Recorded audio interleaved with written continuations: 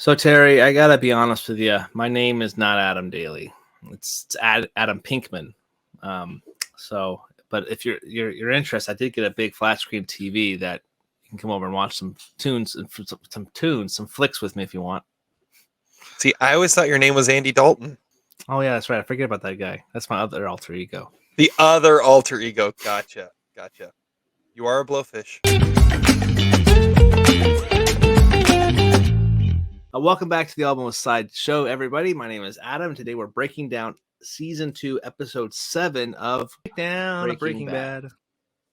Yes. So I'm joined, as always, with Terry. I feel like I totally butchered this opening, but we're going to go with it. No retakes. We're going with it. This is all totally not getting cut out. Yeah. How's it going, Adam? It's going good, man. Episode 7 is titled Negro y Azul, Black and Blue. Really excited to dive into this episode because there's some really cool things to talk about. We're getting there, getting through this season. However, the one nitpick I'll probably bring up in flaws is watching this on Amazon. It totally spoiled the next title of the episode, so I'm kind of already know what's going to happen. What's next? We're not going to talk. It's Better Call Saul. But anyway. Yeah, but you don't. You. I don't know what. That's all you know. That's all you know is that Saul comes next, but you don't know how or why or anything like that, which is pretty brilliant. Yeah. Yeah. Well, before we see Saul, we're going to talk about episode 7 first of Breaking Bad. That's why I'm really, here, folks. Yeah, punnage. It's my indeed dadness here. But anyway, this episode is going to be a really interesting conversation. It has a really great opening. I absolutely love the opening here, and some really cool character stuff here is going on as well, and some interesting topics. So let's dive into it with Terry breaking down that awesome synopsis. All right, here we go. Breaking Bad season 2, episode 7, entitled Negro y Azul. Mm-hmm. Cue the mariachi band. The cartel is getting involved, and they know Heisenberg. And the cartel is about to know Hank, too. Hank is starting his new job on the task force, and he instantly doesn't fit in. But he's trying. They go and visit their informant, who has some interesting demands that the crew seems accustomed to meeting. They weren't accustomed to seeing their informant beheaded and riding the back of a tortoise, especially when it all blows up. Hank got lucky after being squeamish at the initial sight. Meanwhile, Jesse is locked in his new place, trying to forget what happened with Spooge in the ATM machine. Spooge. After talking with Jesse's dealers, Heisenberg realizes that they can exploit what happened since everyone thinks the diesel took out the Spooge. Time to expand the territory. Exponential growth. Skylar decides to try and help with the cash flow because she doesn't know how much money they're actually making, and decides to get her old job back as a bookkeeper. And you can tell there's a history with her new but old boss.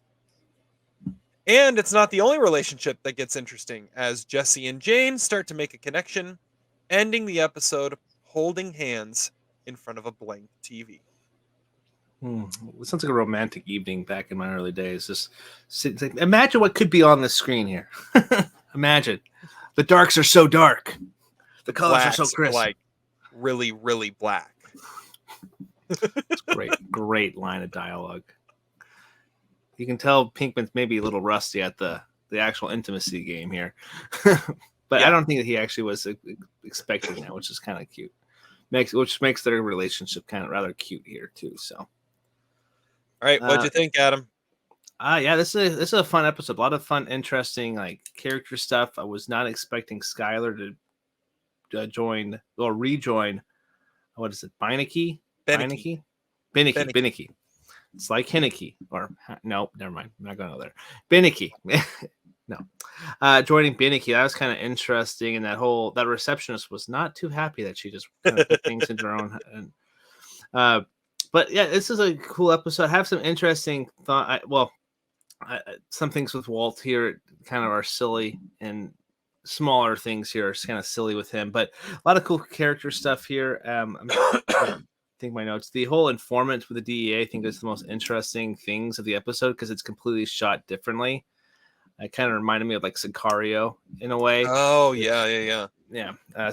So it's very interesting. It's funny about Sicario too. They just announced, or Emily Blunt and Del Toro and Brolin all said they want to do Sicario 3, which that would be pretty cool. So kind of hopefully tie into the kind of similar stuff like this. And we just had Halloween, so Jesse Pinkman wearing a pumpkin shirt is also kind of fitting for his character I noticed that too. too. I noticed that too. I was like, Seasonally fitting for sure. seasonally, yeah. And just like a couple weeks ago, like the Texas comment, I'm like, I'm in Texas when this happened. We can't plan this better. Hmm. Uh, yeah, that's pretty much what I have before we start breaking down the topics. I definitely think the DEA stuff was probably the best stuff, but I liked the different moments as we went along here. So a lot of fun stuff. Yeah, this is definitely one of those setup episodes, right? Oh, there's something big's gonna happen next week, I think. Yeah, Yeah. you have because you have Hank starting his new Mm, post. You have the Skylar starting a new job. You have Jesse and Jane starting to get closer. You mm, have the start of expanding the territory. All right, there's a lot of starts to mhm, this episode, and a lot of just like storylines just branching out from everything else that's going on, mhm, and we get to start to kind of see where they're going to go from here. But after the insanity of the last episode, we back off, we calm down, and we mhm, just start to establish here's where we might be going for the rest of the season. mhm. Which is nice because we kind of knew Cartel was on the table here because of the Tuco phone call. But again, he mentioned cousins, so it wasn't necessarily Cartel was never mentioned up to that point. So it could be just that, like the opening song did kind of hint at the blue got down into Mexico, and then Cartel's like, this stuff shouldn't be coming down from here. We should be going up there. Not stuff shouldn't be coming down. So could be some setup. Should be interesting development for next episode or the future episodes coming up. So pretty All interesting. right. Well, what was your favorite scene? I think the opening of the band, it was pretty awesome. I was listening, I was like, holy, this is pretty cool. And then I was like, is that Danny Trejo? And like in the background of like the one little snip shot real quick. So I Mm, had to yeah, rewind that. yeah. Yeah, it's Danny Trejo. That's pretty cool. And then he apparently had more of an expanded role because you never know. Sometimes Danny Trejo just kind of shows up for like this one little like background character or bit role, and you know he had something to do a little bit in this episode that kind of expands some stuff that's coming up. So that was awesome. I love the song. Like the Heisenberg, they know Heisenberg, but they're gonna get Heisenberg. He just doesn't know it yet, type of Yeah. thing. He's a dead man. He just doesn't know it yet. Which is great. It's kind of reminding me like the frequent movie Frequency. It's like he meets this guy and he's like, "You're a dead man. You don't know it yet." So I love whenever they were able to incorporate lines like that. It's like, yeah, at some point we're gonna get you. And you're not aware of it quite yet. So it, Mhm. it it just played off really well. It had some like very comes across very comedic, but like the words are what powerful in there. So I was like, yeah, this is a pretty great scene. And I think it there's definitely things that probably topped it in the episode, but as a memorable scene, the mariachi band is probably one of my favorites. Cool for Yeah, this. it's always fun to hear the name Heisenberg come out of a mariachi band. Yeah, Uh, that is it, very true. they're just singing along, and all of a sudden, Heisenberg. It's like, oh yeah, I guess they have to, Yeah. you know, go German there for a second. Yeah, I've got I have four different things written down, Oh yeah, let's talk and about it. that was one of them. Hmm. Uh, the other one, but let's bookend it. The other one I had written down was the end Yep, yep. with Jesse and Jane and the TV Acquiring satellite signal, which was and almost like my phrase down here. oh, that would have been a great one.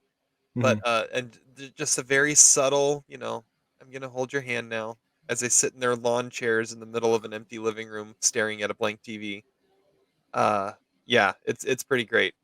That was one of them. But the stakeout scene when they're Mm. when they're sitting there and Hank has his binoculars out, he's looking, they're making fun of him behind his back in Spanish. He doesn't know exactly what they're saying. All he knows is they're making fun of him. And then he thinks he sees Something La moving. Tortuga, and he did.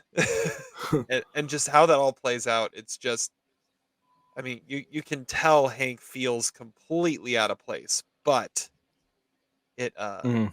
it he survives. He keeps going, and he really lucked out there.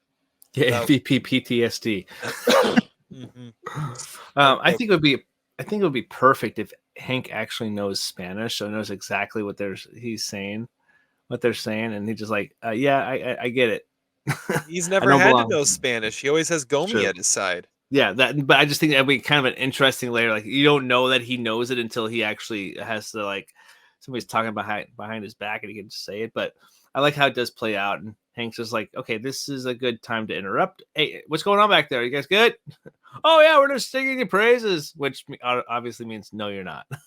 Exactly, exactly. So The other one I had written down was Skylar applying for the job. okay. And just the instant chemistry you feel between Skylar and Ted Beneke, and like just like the look, like when she knocks on his window and he looks at her, the look she shoots him, Hmm. it's like, whoa, there's history here.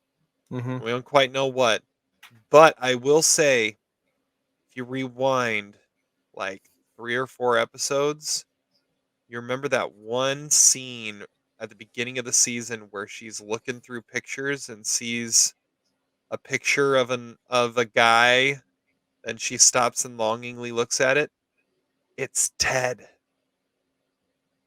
What? Huh. Little things like that pay off. Hmm. Interesting. And I remember the funny thing is I didn't notice that moment until this time through, and then you noticed it instantly, and you held on to it for a little while. So I was hoping you'd remember and you'd That's right. recognize that's who it was. Because I brought up the photo. There's something in those photos that it makes sense. I did not put two and two together. Actually, I was Mhm. not a yeah. That's a great point. There was a very peculiar smile there too. It was like yeah, it's like seeing a long lost love after a long period of time. There's got to be some kind of tension there. So I'm gonna look with that with great interest coming up. That's gonna be kind of interesting. I'm not a huge fan of that. Like the whole like her it kind of feels weird, but at the same time I get where she's at because she's trying to also like because she's going through some really frustrations with Walt not sharing stuff. So with her kind of giving her, quotes, air quotes, independence, a little bit more than she already does have about just like, okay, well, I want to make my own money to try to like not feel like I'm suffocating as well. If even if I have to go back to work in this green room or whatever, because they're there's they went Well, green where uh, the, the fuels, yeah.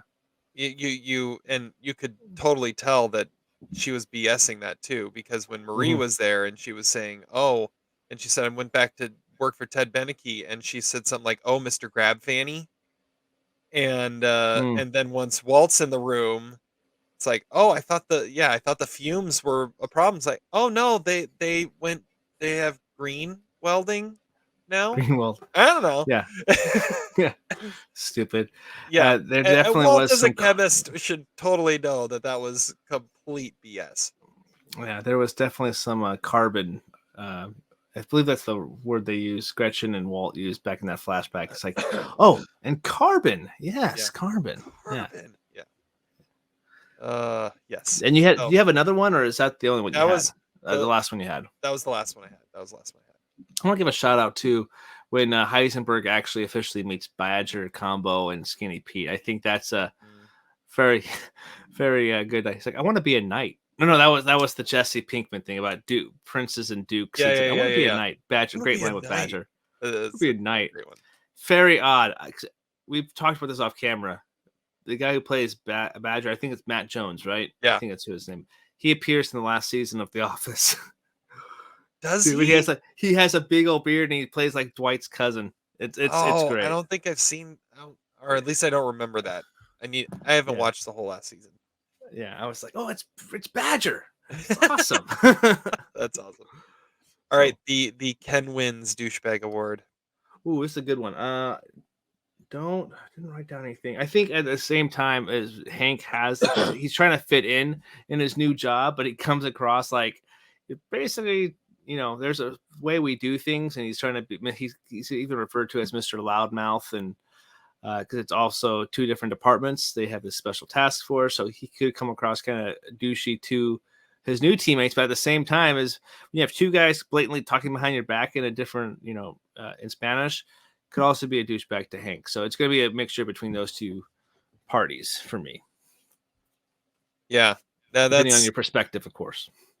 I went to the other side of that and went with DEA agent Venko, Oh, who yeah. is the one that's making fun of him Yep. constantly instead of trying to understand why he's Where there, he's coming. what he's good at, and Venko's also the one that is like making fun of him for getting squeamish. He's like, "Oh, it's like you've never seen a severed head before." On a tortoise. Yeah, and then he On a or whatever. pulls it off and blows himself up, and I don't know. That's actually a good call. I like that. Actually, that's a great It call. felt like he deserved that severed leg. Yeah. If there ever was someone who deserved it, I think he did. I had another one written down too. The other douchebag I had written down is Barry, Oh, which my he don't. banner is referring to, because I thought it was really funny that Barry had a problem learning about bonds, and so I'm Barry don't know bonds. Barry bonds. It took me Barry a bonds. little. It took me a lot longer to admit or to understand what you're referencing than I would like to admit. I was like, Barry Bond. Like, is that a James Bond reference? No, that Barry Bond's a baseball player. Don't know. Yeah. I was like, oh shit, it's a kid. Yeah. And he's all like, yeah, I get it. Bonds. I was close. Like 58. I mean, I was close, and I like really studied. So I mean, I don't want to do summer school, and I like really like this stuff, but I don't know. I just can't take the test. Got a attention deficit. I got the attention deficit. I don't want to do summer school. Can you just pass me? And I And loved that line. Don't bullshit a bullshitter. uh-huh. It's a great. That's the first time Heisenberg showed up in the classroom, Correct. I think. So As a teacher, you can get in trouble for cursing at a kid. Obviously, I think in your situation, you're not going to curse at like a I third mean, graders, but a public high school is probably a little different. true. That's a good point because they're probably getting cursed out on a daily. The students are cursing But at the teachers probably. yeah. Yeah. So I don't know. That's probably a better question for Zach, Good since call. he actually teaches at a public high school. Good call. But yeah, those were my douchebags. I liked it. I think Barry's a good answer there because I forgot about that line because there's a lot of other characters that do show up for this episode. But yeah, that's probably the right answer there. Him and Vanko. But we did mention Vanko, so I would like to transition to minor character. So Okay. I mentioned into Vanko because I liked his little like he gives him that little like the leader. So you have to understand him to kind of know how to take him down type of thing. And he's well studied because he references the book and kind of gives some knowledge to Hank. But at the same time, the guy got his leg blown off and he's like freaking out. He's like, as he's like, put it on. I kind of like the freak out. I like if Nice. I think only Nicolas Cage could probably do it better. That's about what I would say for this episode. So Vanko getting his leg blown off is probably my minor character. The stump of the leg is probably my minor character. There we go. Now we're Vanko's leg. talking. My I've got two written down for favorite minor character. One is Grand Knight Badger. Grand Knight. I want to be a knight. He's like, and then the other one is just simply billed as Big Biker. Hey, you're Pinkman. Right on, man.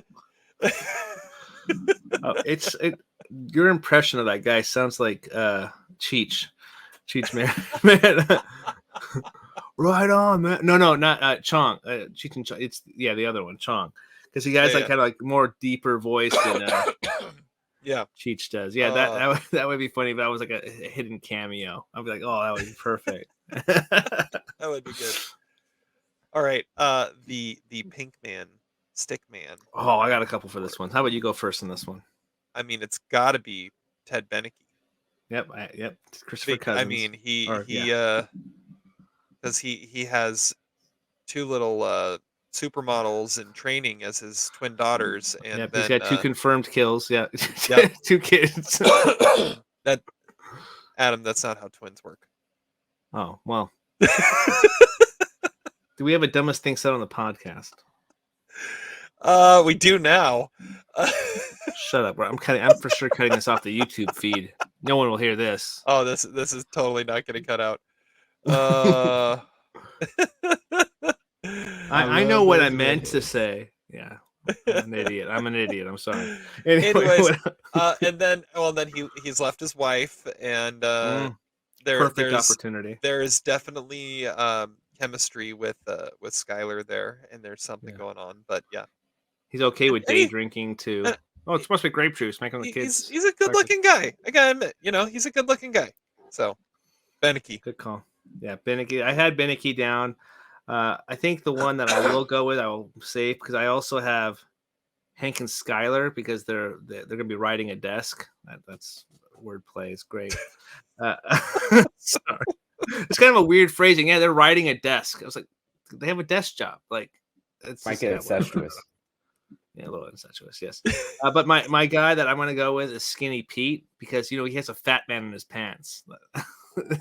When they're at their place, like, oh, fat man or like little man and fat man. It's like, I got a fat man in my pants. I'll show you. It's like Skinny Pete. Shut up. Oh, Skinny Pete. Dumb. The one guy who had met Heisenberg before. He met him. Oh, that's right. That's right. At the hospital. Yeah. Yep. Forgot about that. But then I guess technically, Stickman goes to Jesse Pinkman officially because he had no cable reception. They're trying to acquire satellite signal, and she held his hand. There was some chemistry because he opened up and was honest. So maybe it does go to the Pink Man. Maybe blue, but it's a bomb. It was a blue screen. It was a blue screen, and it was a bomb moment for the episode, the show. I love the perfect time. I'm glad you have that clip. I know. I was like, oh, it actually fits. It actually fits again. Because it also goes with that mariachi thing. It's like they're like, and it's azul. Like he's like the crystal, the rock that is azul, or whatever. Yeah, exactly. Yeah. All right. The best new face. Hey, that's Danny Trejo award. Hey, that's what it should be. It was John Hamm and Barry. Now it's the that's Danny Trejo award. I think wait. Trejo. Yeah. The Pinot nominee, Danny Trejo. Pinot nominated, Danny Trejo. Yeah. Thank God he was in that Regal scene in a movie theater. Yeah. That was a weird but awesome nomination. Anyway, it's so cool seeing Danny Trejo in this. It's so cool seeing him pop up. He's totally fitting. I kind of wish he was in more, but he had this iconic image that's going to be stuck in my mind. It's one of the best images of the show. Oh yeah, at least this season. Him riding a tortoise could be a stickman. He probably had a stick of dynamite up his head for sure. Oh, he had to, or something. Either that, or so maybe he's the stickman. Yeah, maybe he's the stickman. He does know his way around like a nice robe, and he loves the what's the magazine he was reading? Sky Mall. The Sky Mall magazine. So he has some style there. He's used to that lifestyle. So it's not too far off that he is a stickman. So Tortuga. Slow, but I always win. Which probably works really well for the ladies. Well played. He takes his time and gets the job done. Anyway. With a little sex in it. Dude, there's a lot more sex in this episode than All right. The cow house. Dumbest thing said. Besides you saying what you said about twins. Yeah, that is true. I'll shut up now. Anyway, I think Jesse, there's a couple things here. How many do you have down? I've got two. Okay, you I'll kick it off. I have 4. We mentioned one of them. They have some kind of green building. That's what Skylar kind of says about the job or whatever. Oh yeah. Dumb.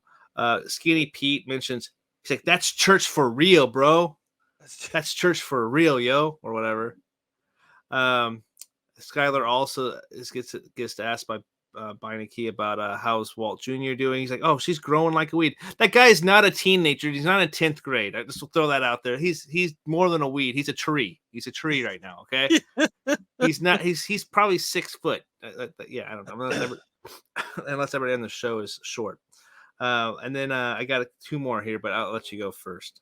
All right. I've got when Hank asks why the bust is on the guy's desk, and it's like you know who it is. Yeah, patron saint of drug lords or whatever or something like that.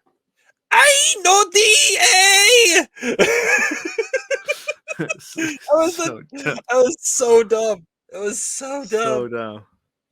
So there's that, and then later on when in the scene with the knight and the princes and all that stuff with The Jesse Badger, and the boys, and the dealers and he's like exponential growth. It's layered like nachos. Which just proves like this is definitely just like a Shrek, or these lines got ripped off by Shrek. They just like, we can't use onions. Nachos have layers. But you know what?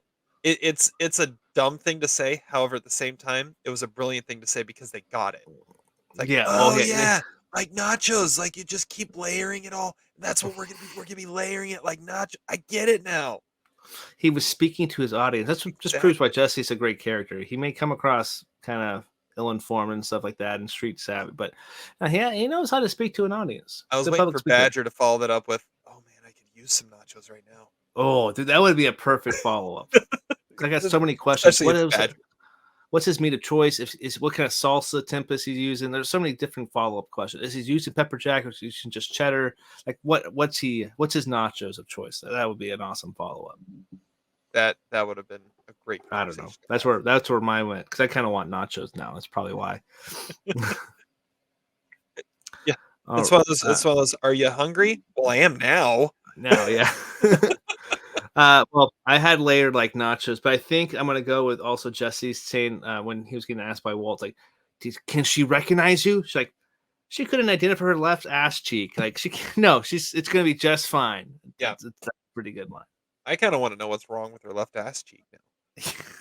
Yeah. What like, well, that's completely unrecognizable. I've never even seen that before. The right one looks familiar. I have never seen that one. I don't know where that came from. Something happened. Yeah. All right. Do you have anything outdated or any problems with the episode? I thought of a couple things. Okay, I have a couple things as well. I will start off with my first one. So there's a big thing I've said for the entire show since this was shown. He keeps his cash in that vent in his house, but that second phone's in the roof of his classroom. Why the hell is he not keeping his money there? He's completely by himself. Ooh. There's no possibility that his family. It doesn't make sense now, because it's like one obvious thing that's anybody can go into this thing in their house, and you can find quick little time in between class sessions. It's not bad. I don't know. That's not bad. I think that's kind of odd, but it's not as much drama. He's diversifying his portfolio. He's got the phone in one place. He's got the money in another place. He's keeping things separated out. That's pretty good. That's pretty good. My problem is with the opening scene and the mariachi band, and in their music video. How dare you? They show the RV. How do they know that they cook out of an RV? Oh, maybe this is in some kind of reality where that scene was something in the future. No, that's a stretch. I don't think so, because they clearly show Danny Trejo in that thing as well. So it'd be kind of like this is a present thing. Either that, or it's just like some omniscient narrating mariachi band that doesn't actually exist, but they're just, Yeah, I think the mariachi band feels like a scene out of There's Something About Mary. Just that guy playing the guitar and the guy at the drum, just kind of narrating stuff along. That's essentially what the setup of this episode is. That's not bad. Yeah. All right. What else do you have? I had something about Jane. I have a couple different issues with near the end of the movie or the show. Yeah. First off, Jesse and Jane sitting together, there was a considerable gap in between them until there was conveniently they needed to hold hands and also the chairs got closer. Definitely, there was definitely a bigger gap. But anyway, that's logistics, whatever. But tattoo artist with no tattoos. Did they confirm that she was a tattoo artist, or did she just like she drew? Or she works part time there, but her So not she having worked part tattoos. time at the tattoo shop. It doesn't say that she was a tattoo artist, I guess. Yeah, but I think Jesse had mentioned that's why. So I wrote that down. So I guess there is other positions. There could be like the receptionist or who checks you in, something, unless you're like for bigger shops anyway. But having tattoos, you generally would like to have somebody with some kind of experience being tatted before you get them done. Valid point. Valid point. So her and this is not just something that my opinion is, but this is like something like other tattoo artists have all do say. Like I watch reality TV, the Ink Master or whatever, and there was a tattoo artist on there with no tattoos. So it was like he was having a problem with the client, and even the other tattoo artist like, yeah, you don't have any freaking tattoos. Let's go get you tatted right now. And he didn't want it done, even something like a little small, because he wasn't ready to make that kind of commitment yet. Just like kind of what Jane does say here. So it is something. There is something in play. Maybe people don't mind that because it's all based off art anyway. But having somebody who knows how to like feel what it feels like on their skin would be something that could be an issue for some people. My favorite line about tattoos came from NBA player CJ McCollum. He used to play for the Blazers. Now he plays for the Pelicans. And someone asked, he has no tattoos, which is rare for an NBA player. And so someone asked him one time, why don't you have any tattoos? And his response was, why would you put a bumper sticker on a Cadillac? That's a great, that's a freaking awesome. That's a great line, man. That's a great line. Yeah. Oh, yeah. And of course, you get like, especially the NBA, there's everybody. Like you get the extremes of like Birdman all the way down to right. this guy. Yeah. I love it. Okay. I've got something outdated from this episode. Oh, okay. Here we go. I like when we do the outdated stuff because there's easy to pick flaws here. Ready? Paper job applications. Oh, yeah. Obvious one. Did not think of that. Great call. I mean, the fact that she had to go into the office, get the clipboard. Multiple people went into the office. Multiple people. And then, wow. And then another, we didn't mention it, but the receptionist is a douchebag. Oh, the fact that definitely. She takes it and it's like, it's like, we'll let you know. It's like, yeah, I've worked here before. Oh, really? When are you due? Yeah, we'll let you know. Yeah. So I had two different opinions on her, but you're right. She is a douchebag. But when she's sitting down, she looks a lot younger until she like stands up and like scrunches her face. I'm like, damn, you aged yourself by scrunching your face. And I was like, is this a different actress? No, it's the same one. I was like, what the heck?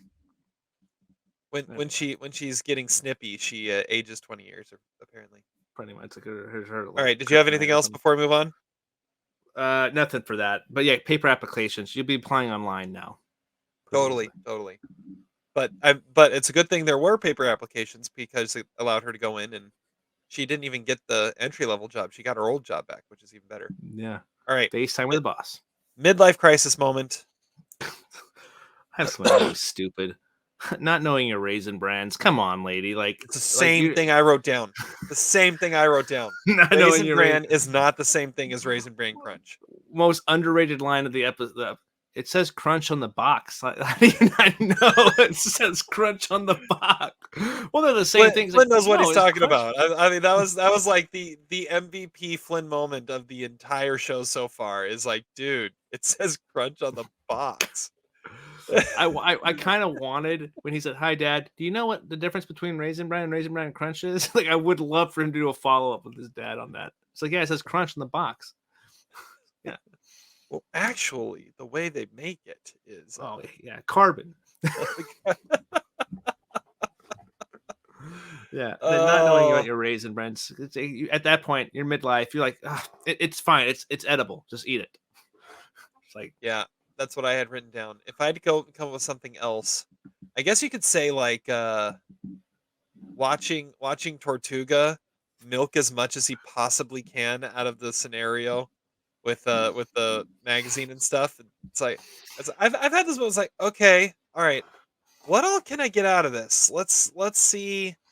Don't want to push too far, but let's see if I can just push a little more. Can I get a little something more? Okay, all right, that's good. That's good.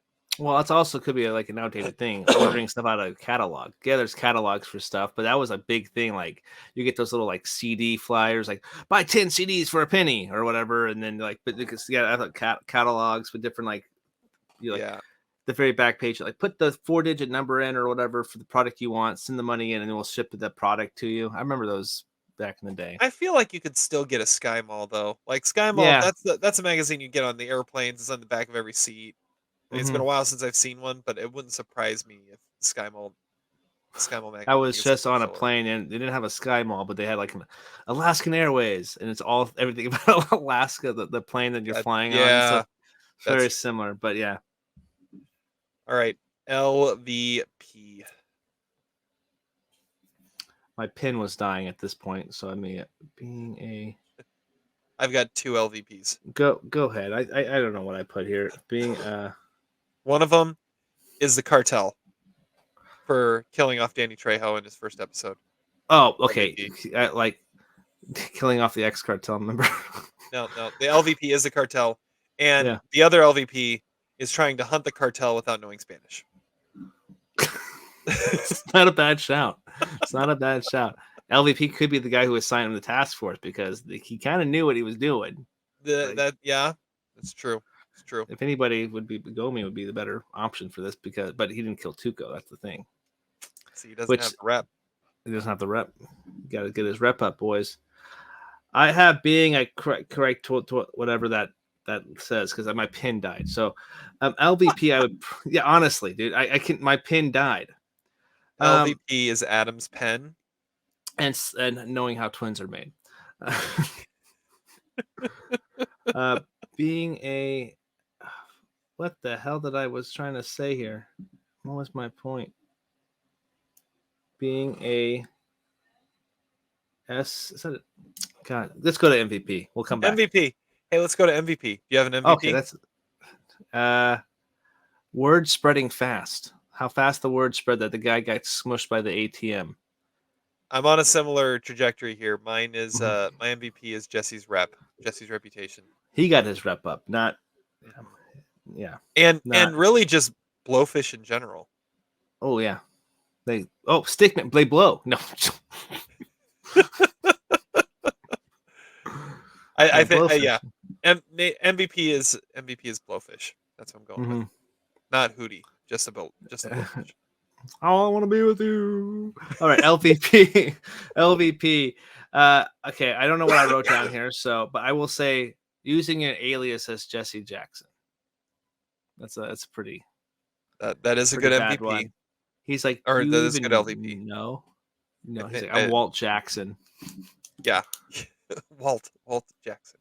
That is Walt Jackson. Walt. Yes, that's a worthy LVP. That's why I used it 3 episodes ago. But Correct. But now yeah. Walt had to use it, so that's why I'm This also is true. recycling it. Which I mean, it makes it the dumbest thing said in this episode, even though it was first said a couple episodes ago, because you could see Walt trying to hide the eye roll when he has to say that his name is Walt Jackson because he's claiming to be the father of Jesse Jackson. He even walks in and he goes, Jesse Jackson, do you even realize that? Never mind. Forget it. Yeah.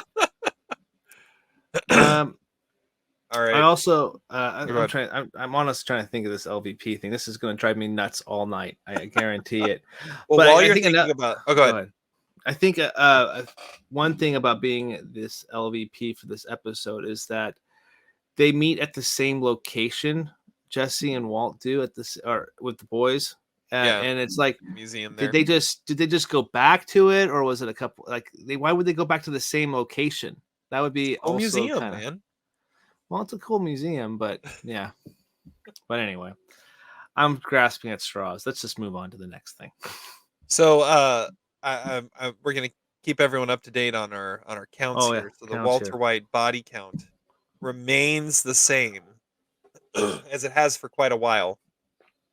At 2 drug dealers, 1 car, 1 custodian's career, 1 drug dealer's hideout, 1 lock, and 1 uneaten burrito. And the Jesse ass kicked count remains at 5 because he does not get hit in any way.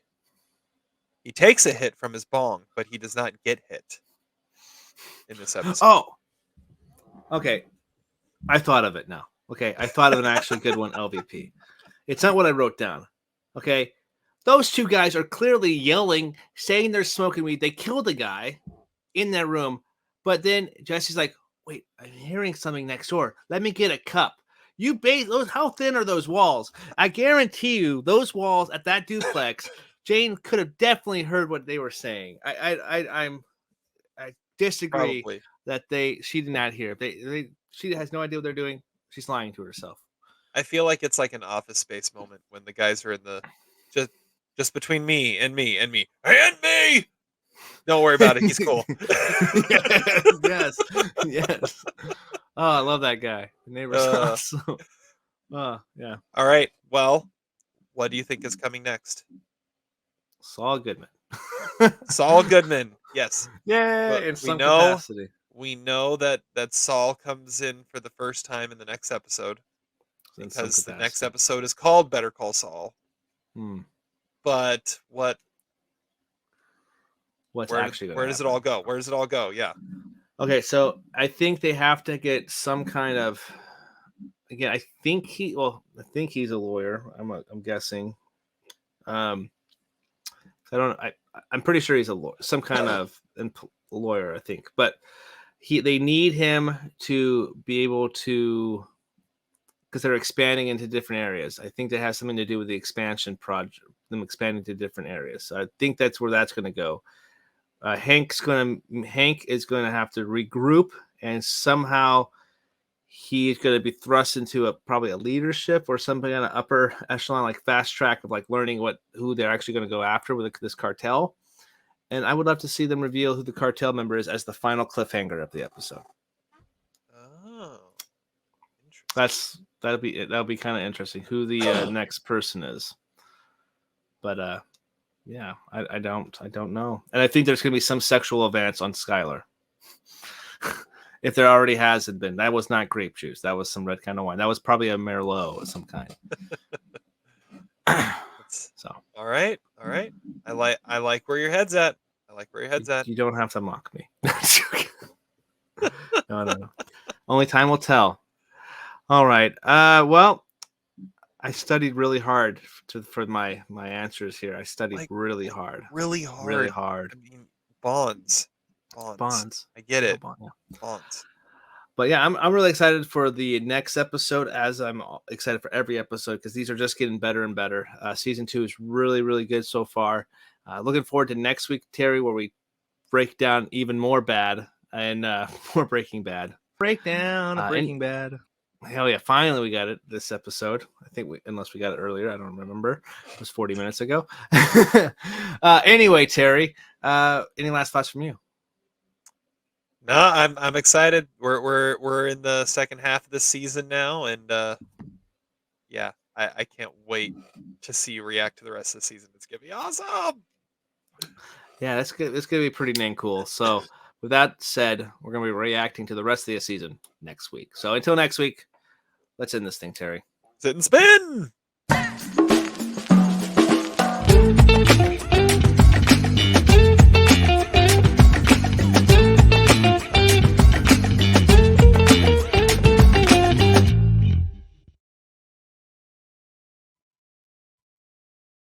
Being a tortoise, LVP. That's what I don't know. That's not what it is. Never. I can't. It's gonna bug me all day. Let's just end this thing. I'm not gonna say anymore. Dang it, man! What is it? End it now. That's the ending.